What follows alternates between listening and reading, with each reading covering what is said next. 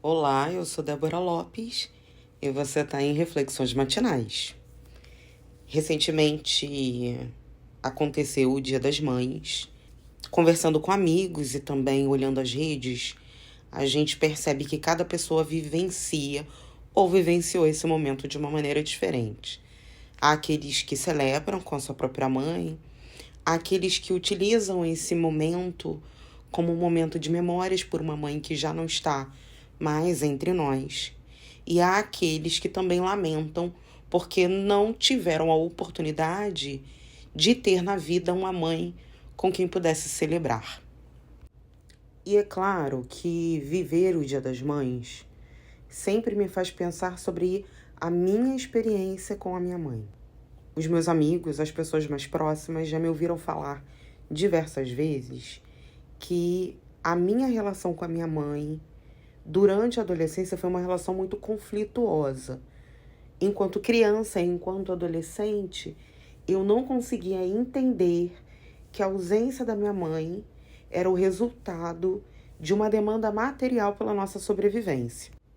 E, tristemente, minha mãe nunca esteve na minha vida num lugar sacralizado. Muito pelo contrário. Durante muito tempo, eu demonstrei a minha total insatisfação de maneiras muito duras sobre como eu sentia aquela ausência dela. Mas que bom que cresci e aproveitei da vida a oportunidade de resgatar a relação que eu tinha com a minha mãe. E isso acontece quando eu começo a ler mais sobre os temas em torno do feminismo. Estudando, eu percebi que muitos dos lugares e perspectivas que eu tinha sobre a minha mãe eram irreais, que não diziam respeito à realidade material que a gente vivia.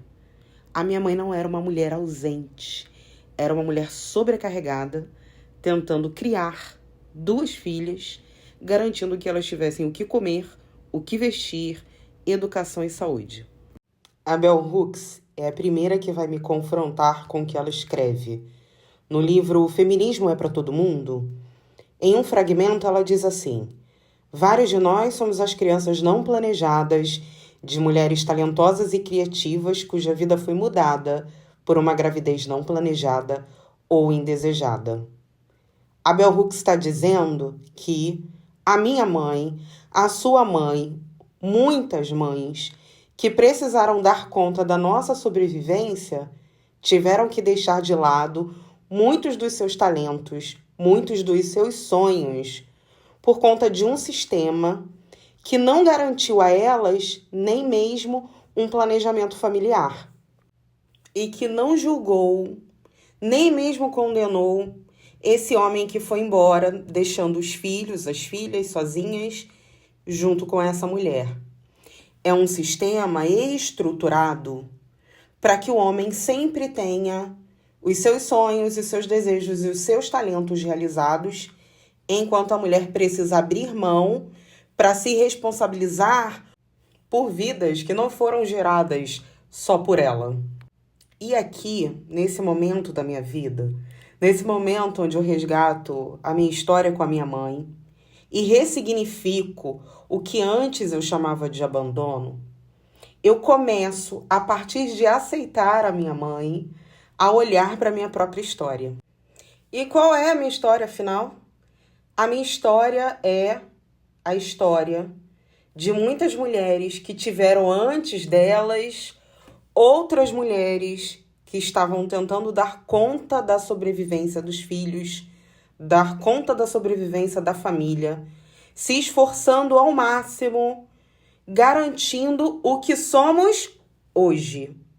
Minha avó, por exemplo, foi uma mulher analfabeta, nordestina, teve 6 filhos, sofreu por amor. E no que a história da minha avó reflete na minha história hoje, tudo aquilo que a minha avó abriu mão, garantiu que eu tivesse hoje o que ela não pôde ter. Quer um exemplo? Eu acabei de dizer que a minha avó era analfabeta. Então ela pôde investir muito pouco na educação da minha mãe, que, entendendo quanto aquela educação fez falta para a mãe dela e para ela mesma, investiu muito na minha educação. Perceberam? Que exatamente a falta que essas mulheres tiveram garantiu que hoje eu tivesse aquilo que elas não tiveram? E uma das bonitezas de ter resgatado a relação com a minha mãe foi perceber que nesse movimento eu pude entender mais a minha ancestralidade, que passou por reconhecer os traumas, os esforços de sobrevivência e silenciamento das mulheres que vieram antes de mim. Eu sei que eu não sou a primeira mulher da minha família a lutar, mas talvez eu seja a primeira a colher alguns frutos das lutas das mulheres que vieram antes de mim. Quando eu me reconcilio com a minha mãe, com a minha história, com a minha ancestralidade, eu não vou esquecer os meus traumas e nem aquilo que me faltou e todas as dores que eu senti, mas eu tenho a oportunidade de contextualizar de uma maneira mais justa e de humanizar. Quando eu entendi a mulher que a minha mãe foi obrigada a ser, eu consegui enxergar o imenso esforço que a minha mãe estava fazendo para dar conta dela mesma, de 2 filhas, em um mundo que não facilita nada para as mulheres.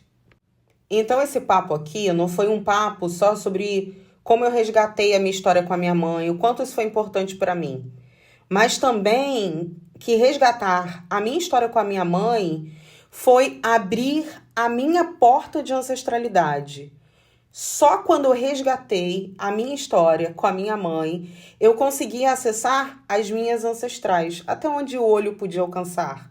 Porque a gente sabe que existe um projeto de apagamento, um apagamento da nossa história ancestral, e que esse projeto de apagamento ele tem intenção.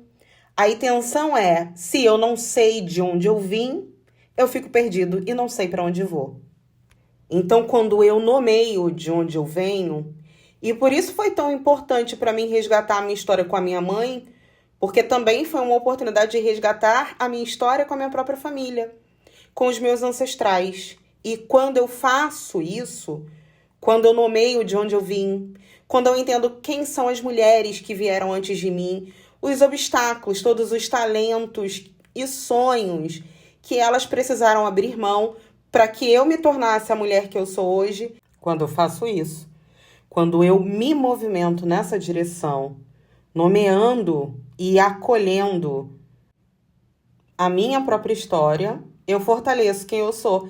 Eu fortaleço a minha identidade. E se eu tenho uma identidade fortalecida, eu já não estou mais perdida.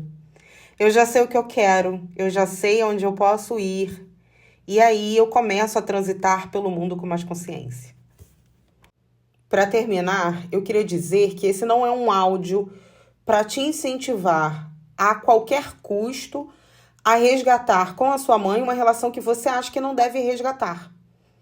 Esse áudio não tem a ver com isso, não é para que você se sinta incentivado ou julgado. É um áudio para dizer que quando a gente conhece a nossa ancestralidade, independente dos nossos pais ou desses nossos parentes mais próximos, a gente tem a chance de romper com esse projeto de apagamento e também fortalecer a nossa identidade. Então, eu termino esse áudio aqui te desejando que em alguma medida você possa encontrar os ancestrais da sua família com os quais você se identifica e que isso te ajude a afirmar bem dentro de você quem você é. Um beijo, até outro dia. Eu queria pedir uma coisa que eu não pedi nos áudios anteriores. Não deixa de seguir, comentar o que vocês têm achado dos áudios, dos debates, dos temas, das minhas reflexões matinais. Um beijo!